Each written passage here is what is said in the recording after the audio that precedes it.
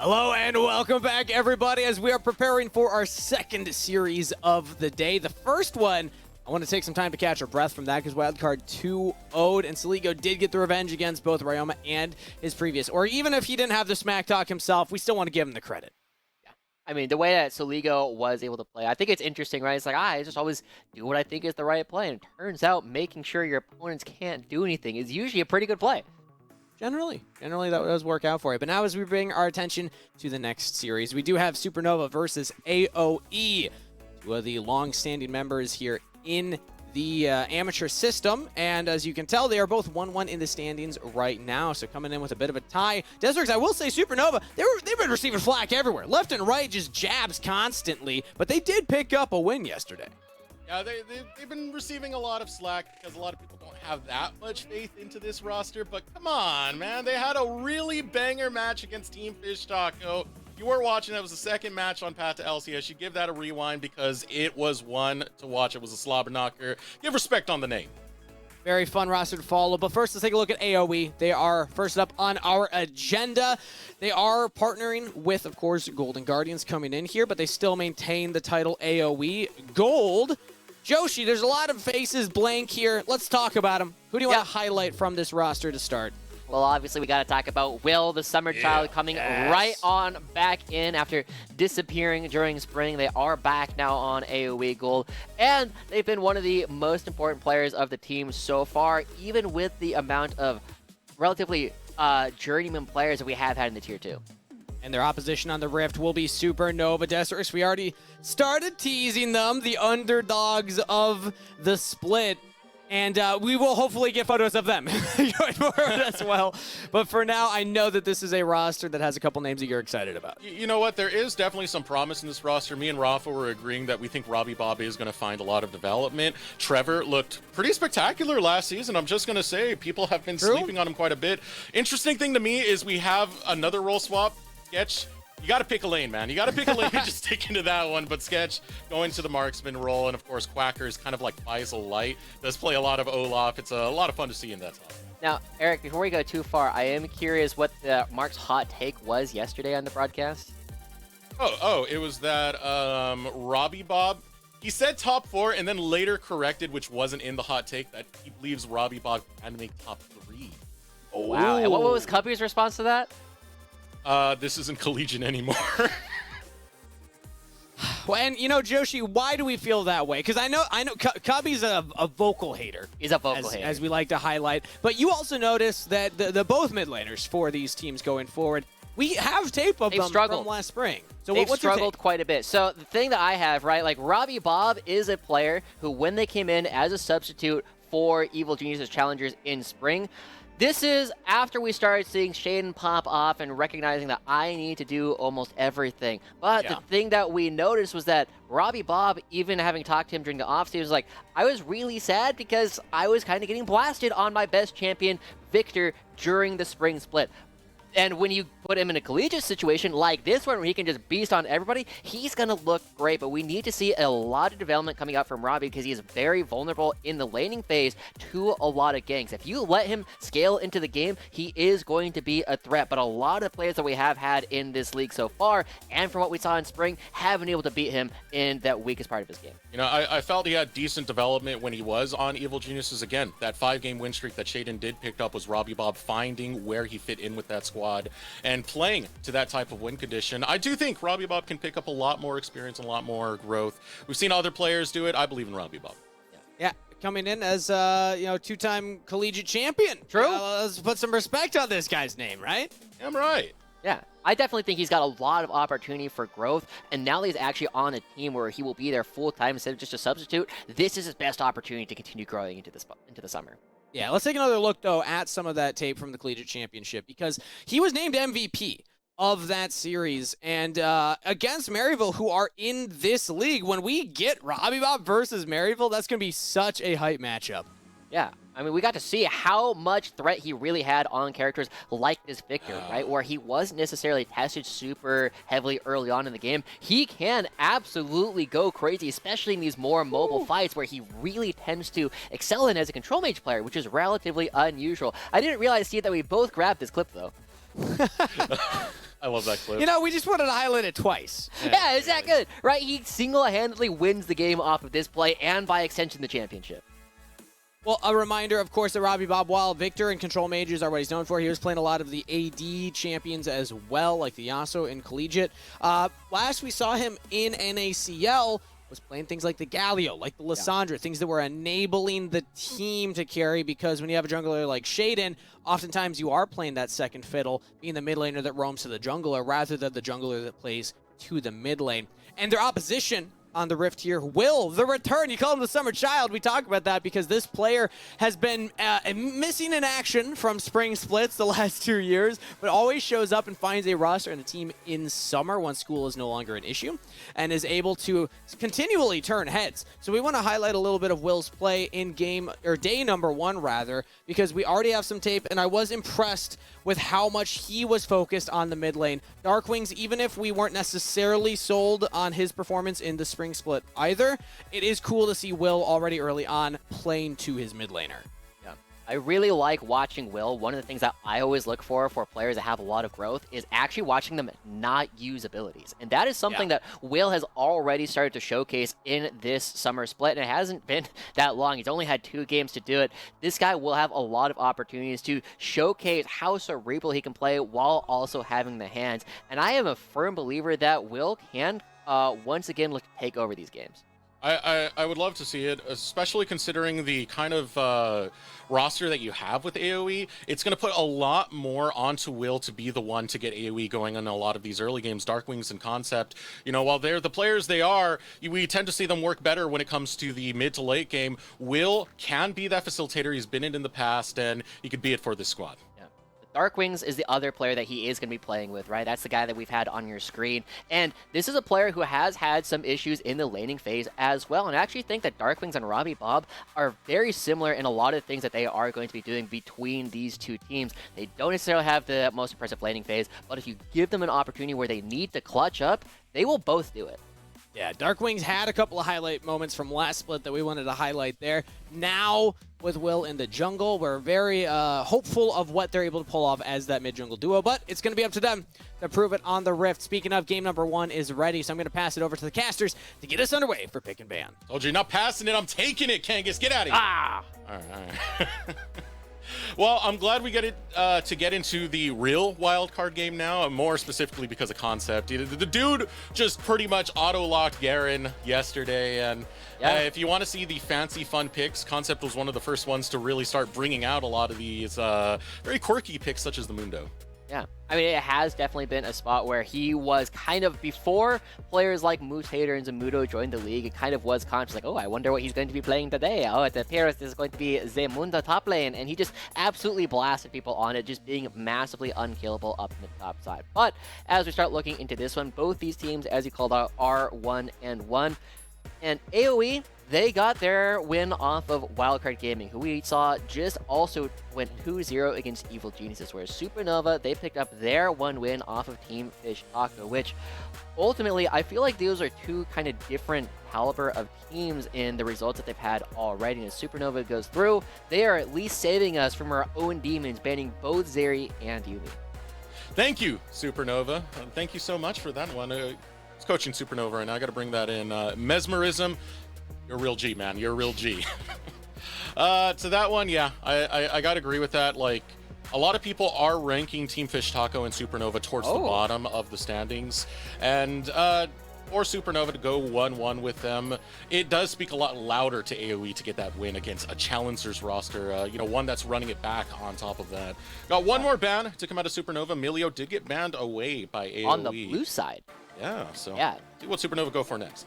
That's interesting to me, right? Melio has been a perennial red side ban so far throughout this split, just because you do not want to give over this champion. It is so oppressive to play against in lane, especially when you pair it with something that's already strong in the laning phase, like a Caitlyn or a Lucian.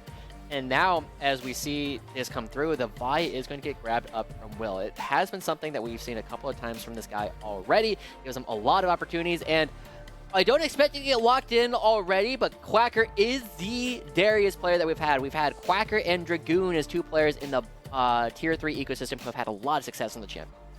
It would be a very, very risky R1 to go for. So Quacker not going to dial down into that Darius just yet. Instead, going to take the Volibear. Can flex this one out.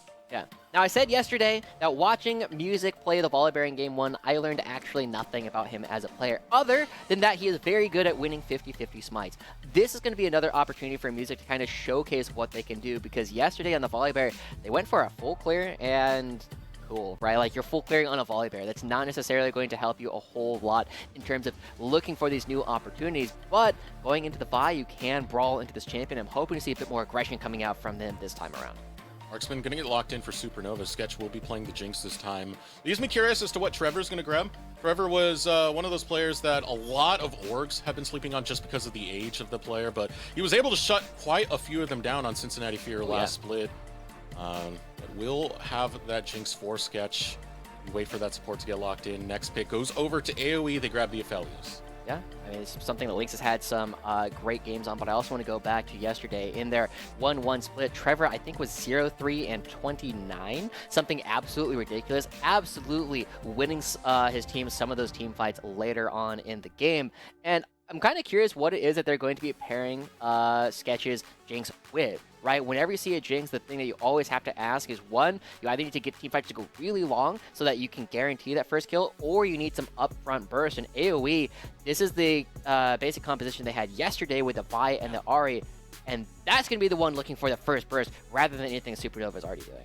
Pretty devastating pick combo to have. Both Cease and Desist as well as the Charm can do a lot to stop Supernova from getting anything on this map once they start to try and position and posture up for it. They want to have a good level of vision control to handle a lot of that, or a good amount of crowd control to that regard, as Robbie Bob does lock in Lissandra. Well, Robbie Bob is a good Lissandra as well. We touched on everything else that this guy has played, but he can be very aggressive on this champion. We saw a little bit of it throughout the college championship. We also saw it as well a little bit in spring. He's definitely going to be trying to take Darkwings to task. And the thing that we said, right, is neither of these guys have been particularly impressive laners so far throughout their history in the Tier 2 ecosystem. This is a spot where that kind of neutralizes, right? It is a spot where if neither of them are necessarily going to be pushing the other too heavily in the laning phase, becomes much more about their ability to navigate team fights. You have a very clutch player in Darkwings and another very clutch player in Robbie Bob who are going to be bashing head. I'm going to be looking very closely at mid-jungle duos for both of these games. Next man comes in. AOE are going to take away the Darius, not going to allow Quacker onto that one. One of my concerns about Quacker, seeing him come into the season, was when I looked over his stats, it was just like Olaf, Olaf, Olaf, Olaf, Olaf, doesn't really play much else. You didn't need with that, it put the question as to how much is Quacker going to adapt to be ready for this level of draft and not get banned out in such situations. Yeah, it is worth noting, right, that he's, you know, one of our wunderkinds, right? He has had so many opportunities to pursue a medical degree at the same time that when he comes back, you know, after he's done acing all of his exams in med school, he's still able to have a fantastic showing in the Tier 3 ecosystem. Now that they're playing in the Tier 2, it is going to be a bit of a tougher road, but this is a player that we were confident would be able to grow a lot in this environment. So second phase of the draft now going to be underway with that final ban of Rakan coming out from AOE. Ooh, this could be a little bit spicy right here if they do want to go for a Skarner pick, and would be a lot of lockdown. If you want lockdown, one way to do it would be with that Nautilus. Trevor going to lock that one in, and that's going to be in the pocket of Supernova.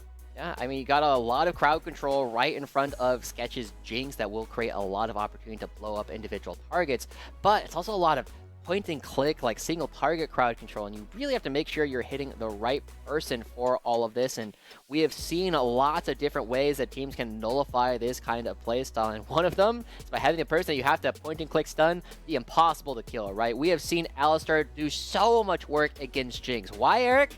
He doesn't die. He just runs at Jinx like, you have to hit me, and you have to hit me for the next 15 seconds while the rest of the fight is happening.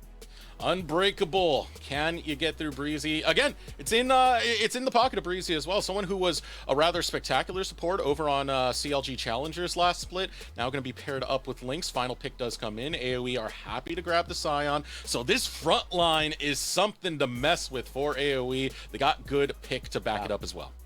But my one worry here about this AOE composition is it is, again, a little bit low damage, especially when you look at what Supernova has already drafted. They have the Volibear, they have a Nautilus. This is probably going to be another fairly tanky champion. It is going to be Quacker. Going back to the tried and true here on the Olaf, I don't know if they will have enough damage to kill Quacker during the mid game, right? This is the kind of character who is going to thrive in the fact that there are 3 melee champions he is going to be hitting.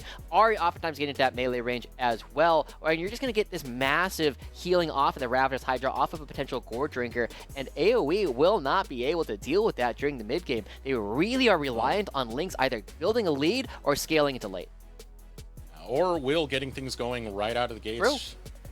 If you can get those gold leads, well, then you can deal a little bit more with the Olaf when you get that scaling, especially for the Aphelios more in particular, the chip away at what's going to be a massive health bar later on. And what's going to be a very dangerous threat. I mean, the moment you press Ragnarok, Charm's not going to do anything. Headbutt Pulverize is not going to do anything. Scion is just going to be like, well, buddy, I guess we're here together.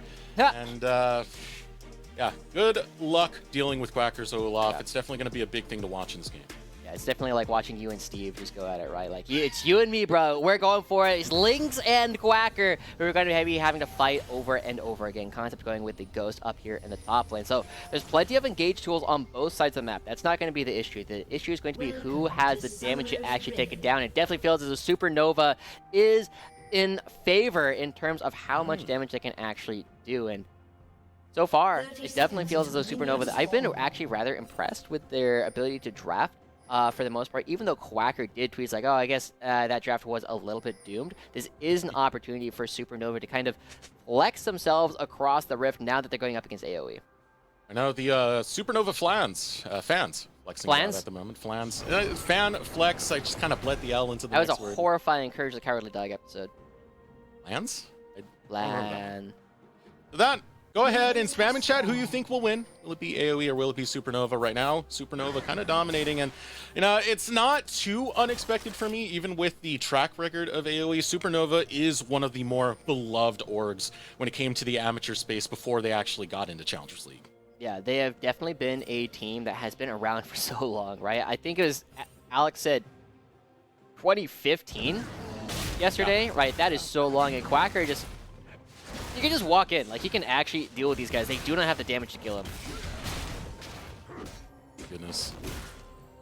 My goodness. Quacker. Is this how we're starting off the Olaf play? Ghost has already been burnt. He's just taking turns. Music is on his way. Heads. What in the world, Quacker? He wants the first blood. Will not be able to find it on Concept just yet. Testing Smash going to come through. Flash burnt away by Quacker, but he did it all by himself, Joshi. That is ridiculous. Now, Quacker will have to reset. Concept will be able to go to lane, but Music is now 2 camps up on Will already. Quacker making himself known on the field as Music takes away the blue, will also get the Gromp, and I don't know if AoE would know that. Quacker walks back in, he's got the sustain, he's got the Doran's Blade, and he can just lifesteal off of all of his passive. This is such a rough spot for Concept to be in at this point. Oh, goodness. In 6? Insane. In 6 of the promotion games, the last promotion games that he played during the promotion relegation tournament, 3 of those games were on Olaf, and all 3 of them were wins. The champion they don't like to let through, and you can absolutely see why. Even with the low health, you know he's going to take this fight and freaking win it, dude. Here comes Quacker. 1 more axe into the back of the head of Concept, and you got first blood for the Quack. Absolutely crazy. I don't see where Music actually flashed, but Quacker and Music already taking control of this game, and Trevor's like, yeah, Will was already so low, I might be able to find him and beat him. Throws down the ward, knows that the Krugs were already taken, and just now realizes that Will is going for it, but oh, Trevor waiting for the abilities to get used. Oh, man. Not going to be able to go in for it. Wow, this top side has already been dominated. The one thing that is good for Concept is Concept has teleport and can crash this massive wave up top. So even though Quacker has the gold, he's getting screwed on experience. Yeah. Still pretty funny, though, that he was able to take the time to not only invade blue and chase them away, but get the first blood on top of it. But here we go. Will bumping into Music. Music able to find Will. 100 health remains. Flash burnt away. Music will not continue the chase under the tower. Happy to get the summoner. Wow, absolutely crazy. Oh, Trevor. Trevor hooks the wrong way. Will get crowd controlled. Now Trevor 300 health. Link still getting in that pop damage. Ooh, sub 100 in an auto from Breezy the cow, able to lay down Trevor. Ouch. Ouch, man. That's the second time in 2 days I've seen a Nautilus hook just completely whip like that. And then you also have to compare it to some of the dives that we were seeing yesterday when the Nautilus like hooks around the turret. Man, this hook is absolutely wild, but Trevor going down. Yeah, it was smoothies. Yeah. Able to pick it up, but absolutely crazy that Trevor just completely whiffs that, doesn't get any damage, and pushes himself too far, equalizing a lot of the failures that AOE had on the top side of the map. And with that, I mean, it's gold onto Lynx. I mean, more gold onto Breezy for the greater picture. I mean, once Breezy gets 6, that gold will be used pretty well if you want to start setting up the tower dives there. But getting an Aphelios rolling the earlier is definitely the better. Scales incredibly well for AOE. Yeah. Will still looking to scrounge what they can, looking for music to blue buff at this point, but still in a very tough position kind of across the board. I'm really going to be curious to see how Will bounces back, right? This is something that you don't see that often on these stages, just because not a lot of teams will go for this kind of thing. It kind of makes me think a little bit further back to players like Chad Jungle always looking for these level 1s. If Music and Quack can start making this happen as well, it will drastically improve Supernova stocks throughout the split. Wave crashing over to Quacker, while Music sets up another potential gank over for the bottom lane. Does get spotted out by the control ward there. Will is not too far off if he wants to try and find some level of counter gank here, but the main objective for Music is just to shove this wave in and get some priority over the dragon. Yeah, you always gotta make sure you get these Dwagons, and Darkwing's already level 6 is moving over. This isn't a free fight for Supernova. Oh, AOE, they have a bit of a pincer. Breezy is not at level 6 yet, so it's not the greatest front line to have go forward, especially when you have all 5 members, almost all 5, excuse me. Quacker's still over onto that top side. Breezy, headbutt pulverize, a great headbutt pulverize from Breezy, sets up the fight for AOE. Trevor will fall, Music will see him in the respawn, and AOE, one more to click. Can Robbie Bob at least return a kill? Link says, hell no. 3 kills going over to AOE. The reset on the dragon saves Link's life in that last fight. That's insane, but what a flight coming through from Breezy as well. Lock up everybody. This position looked so bad for AOE. How do you get through Robbie Bob on the flank? The answer is you go the other direction. They lock down everybody all at once, and Sketch never gets the reset. Lynx is able to walk away in this fight. And watch this yet again. Because the dragon sits back down and then takes damage, it knocks Robbie Bob away, giving enough time for Breezy to get more crowd control to save Lynx's life. Oh, goodness. Breezy. That was a brilliant engage coming out. We had a lot of talks during the offseason as to how much of Meech's success was tied to Breezy, because we view Breezy that high in a light. Now Breezy being separated on a different team with AOE, still looking as spectacular as ever, Josh. Yeah, one of the things that I love watching about Breezy is their inventiveness in some of these engages, right? And that was a fantastic way for them to go around, recognizing it's not about whether or not you can win, it is how you win. That is something that he does every single time. And so, accelerating Darkwings as well. Oh, Darkwing's caught by the zap. Gets slowed out a little bit more in Darkwing's World of Hurt from the duo of Sketch and Robbie. A lot of damage coming through, right? And it has been something where we haven't necessarily seen either of these players really push each other just quite yet. Robbie Bob actually played that last fight about as well as could be expected, considering how poorly it started off for Supernova. But now Music, I'm still looking to learn more about this player, right? I thought that their early game this time was good, taking away a lot of things away from Will, but we haven't necessarily seen Music have opportunities to team fight super well. It seems that they have been going for good places on the map a lot more than mechanical outplays thus far. I mean, Music, the greatest picture we got from Music was back on rock bottom during the open qualifiers. They would fall to Maryville, so close to actually making it into the relegation promotion tournament. It doesn't matter, you still get into a squad that's participating in the NACL nonetheless. And now Music and Quacker working together to take this Rift Herald. Concept postures up? That's a big mistake now, because Quacker will chase him down. And with one more auto, once again, Quacker continues his lead. That was I don't know. That was not good coming out from Concept. Just a free extra kill going over. I wonder if it was a fat finger or something. But now AOE, they're playing on the other side of the map. You have people in fourth. Oh my gosh. Trevor, great with the dredge line, lands it onto Lynx. Ignite gonna go down, and Will can't get there in time. We're gonna pop the ultimate just to be safe, and Sketch will pop him in the skies. Yeah, making up for that previous missed hook, taking down that kill as well. At least they're finding a little bit more. The Supernova is firing back, right? Quacker preying on Concept's mistake. Trevor getting that one taken care of as well. But now, Supernova... Okay, I thought they were going to be getting even more plates over Sketch, right? If you get this guy accelerated, you don't necessarily need other damage from other people, just because Quacker should be enough of a threat that he can get the first kill on his own. You see Quacker gathering fans right now. Delphi giving the shout out. Quacker, Olaf, we screamed and cheered, and so did Quacker while he put that axe into the face of Concept. Use the hashtag NACL. You want your comments to be read on here. There you go. Yeah, tweet at Path to LCS as well. They know what's up so far. This game is once again in a fairly even position, and as we were talking about before, right, the amount of damage that is going to be coming out from AOE was already questionable whether or not there was going to be enough to take down Quacker in the team fights. Now, he's already got 2 items. He is very quickly moving towards that Ravenous Hydra to heal off of all the melee champions he is going to be swinging into. So I kind of am looking at how AOE can kind of get around that, right?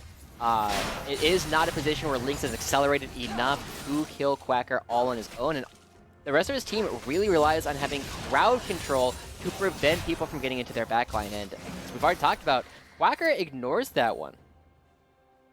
AOE were pretty afraid of Quacker getting a lead because it stifles so much for AOE in these fights. You can't crowd control Quacker, as you were mentioned earlier. And now it's leaving AOE in a situation where they have to find their next answer to take down Supernova. They do have some pretty good ones in that regard. Their pick potential, as we mentioned in the draft, is still phenomenal. And you can see them trying to set up into the jungle right now on this Dragon side.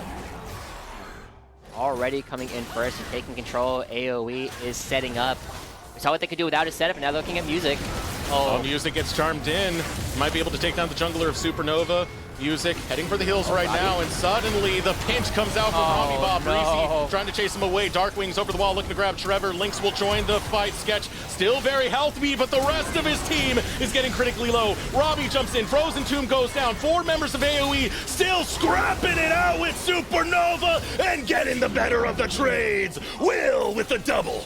Oh my gosh, Sketch never takes off yet again. AOE trading all these tanking opportunities, and they will reward themselves with a dragon as well off the back of it. AOE, whenever it gets to these team fights, are just outperforming Supernova every single time.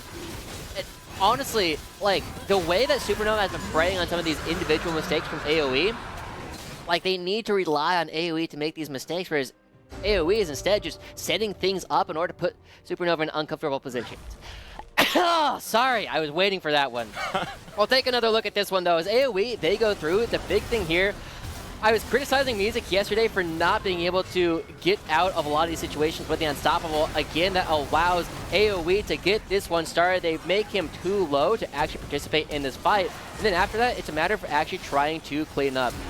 Super clutch here as well that Darkwings had the cleanse in order to get out of Robbie Bob's ultimate. Because if Sketch starts taking off, if he gets that one reset, this could be a very different fight. Yeah, health bars were getting on the critical side, but no one falling for AOE. They managed that fight oh so well. Even with that pinch that came out of Robbie Bob, Breezy able to push Robbie Bob right on out, and it shows you the coordination that AOE do have in a lot of these team fights. Now setting up the map is going to be AOE towards this top side where Will starting to prey over on Supernova's bot lane. Yeah, and it's very rapidly starting to look as though this is a game kind of similar to what we were watching on Path to LCS yesterday when Lunacia was a fed Olaf. Oh my, what? Oh, here we go. Breezy doesn't exactly get the headbutt, but we'll find the pulverize on the Sketch still underneath the tower using the Unbreakable, but you can only tank so much. Finally falls. Trevor goes golden. Will not be a kill for AOE, but Music will as Lynx able to get the final shot. Yeah, wow. What a crazy fight, and Will's not done. Oh, Will cease and desist on to Sketch. Says, I'm going to send you right back to support. Rampage for Will. Nice. That's the combo coming through. The Vi are finally team up. They find another kill.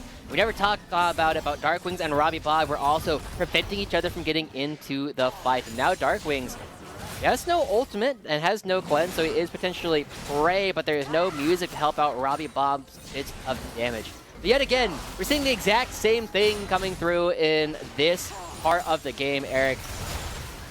Okay. All right, okay. I was waiting for that turn. I was waiting for something to land, but Supernova is getting outfought by AOE every single time. Will, Lynx, and Breezy in particular are just being better with their skill shots. They are being better about trading tanking aggro from both herds and their opponents, and they are not giving Sketch opportunities to reset on any relevant targets, right? By the time Breezy was dead, Lynx and Will had already backed up far enough that Sketch would not be able to get to them again. And Josh, AOE are also getting gold on every single member, which is huge in terms of dealing with Quacker. It means you have multiple damage dealers. It's going to be significant onto Quacker. You need that because crowd control is not going to work. Damage will. Damage always works.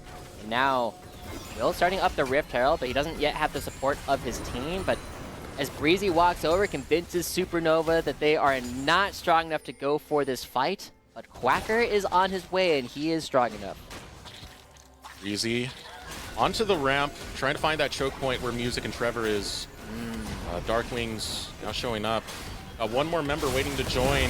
Teleport now coming in. Concept ready to join the fight. Oh, what a knockup from Breezy. And AOE looking to take this to the face of Supernova. Wheel onto the back line. They'll get one kill on the Sketch. It's a marksman for marksman, but who has more damage brought to the fight? I'm going to put my bets onto AOE. Trevor going to fall to Darkwings, and AOE will pick up 3. Let's get one more on top of it with a decimating smash from Concept. Wow. Even when Quacker gets in, even when Quacker is getting on top of the AD carry like they needed to do, it is not enough. Sketch and Trevor just getting blown up by the engages from Breezy and Darkwings, absolutely preventing the AD carry from doing anything in that fight. We'll take another look at it this time around.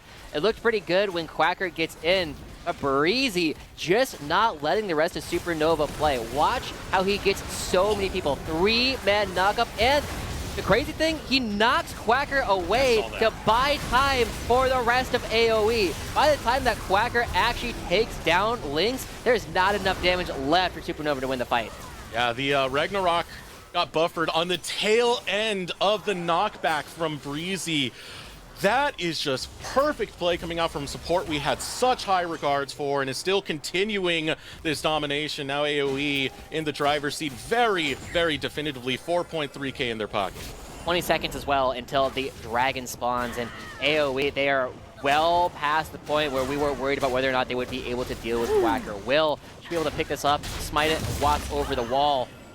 But I mean, AOE are in a position where they should be able to win basically any fight, as long as they can prevent Sketch, not even from, like, reset. Like, you can probably allow him to reset and still win the fight at this point, but prevent him from being comfortable, right? As long as you're forcing Sketch at the right target, AOE will win it. Right, dive. He stunned the turret. Darkwings. Ooh, this is not going too well right now. You still got the Spirit Rush coming out from Darkwings. Does have a little bit of mobility. One more charge to come through, and he'll use it for damage to take down both Music and Robbie Bob. Trevor, the only straggler left. It's another cash-in coming out for Darkwings.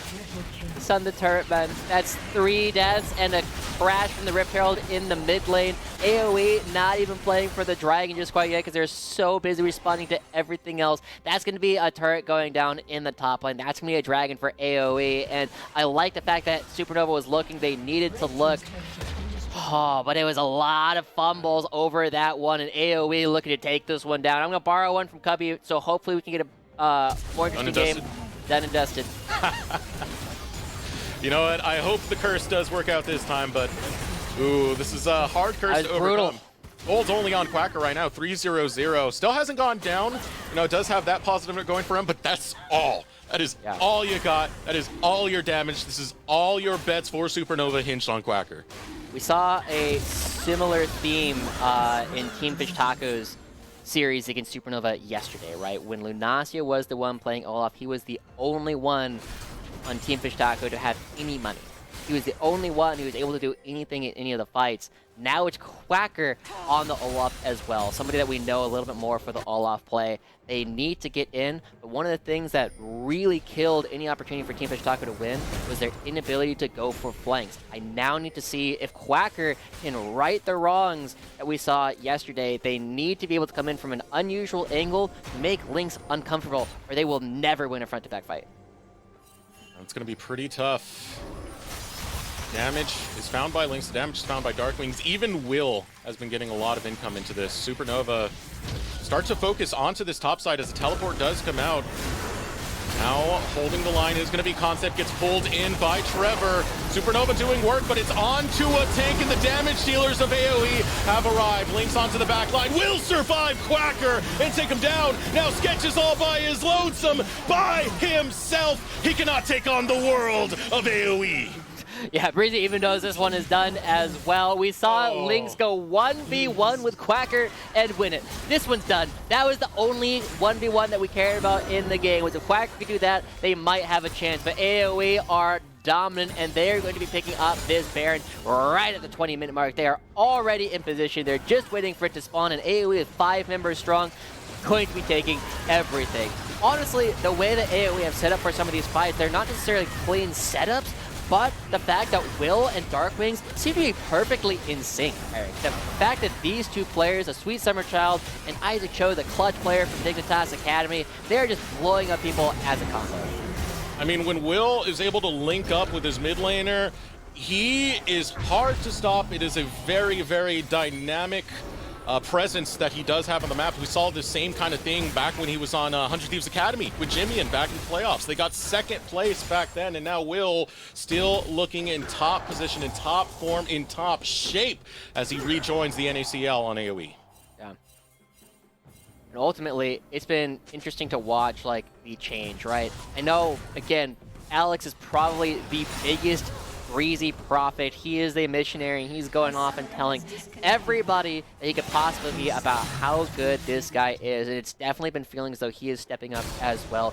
It doesn't matter what team he is on. He's creating these engages on the Alistar, finding these fun flanks. And, I mean, just the way that AOE seem to believe in each other this early on in the split, Yeah. gives them a lot of opportunities to take down some good teams because they will commit to the decision.